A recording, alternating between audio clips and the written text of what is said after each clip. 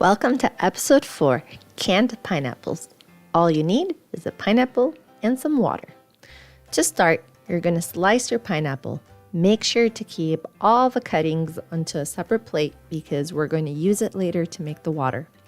Cut the skin off around the circles and cut the pineapple around the center core. You don't can the core because it has too much fiber and it doesn't can well.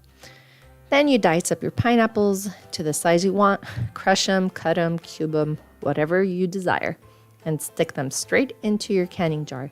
Note that my can is already clean. If you have not cleaned your jar yet, you could do so by heating it up in hot water for 10 minutes to disinfect it.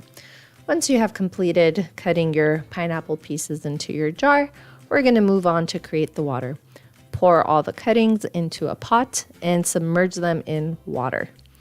You don't need to go too high up. Remember, the more water you add, the more you dilute the flavor. And then you're going to boil it on high for 10 minutes to extract all the sweetness out of the cuttings.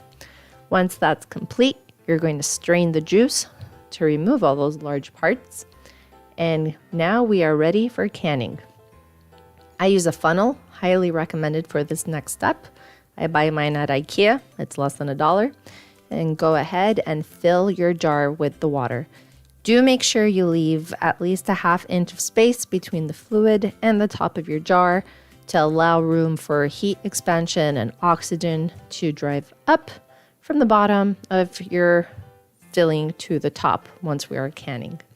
Over here in this jar, I added too much, so I removed some.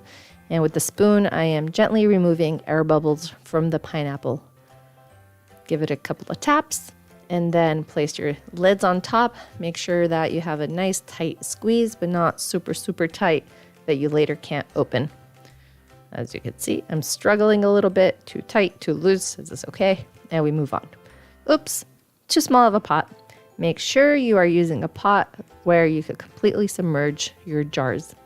I'm filling it up with water, and it's a little hard to see in the video how high I go, but I try to submerge at least 3/4 of the jar in water. Here's a photo. You can kind of see it. It's a little bit more than half. In the photo, it looks like half. And then we move on to the easiest process, which is heating the jars up in hot water. I do so for 15 minutes. The larger your jar, the longer you will have to do this step. You could Google it for the measurements. I didn't go that large. And here's the final product, 2 beautiful jars of pineapple in their own juice. Thank you for watching. Thank you for entertaining me. Please subscribe to my channel, like, comment, and watch these other videos. Until next time.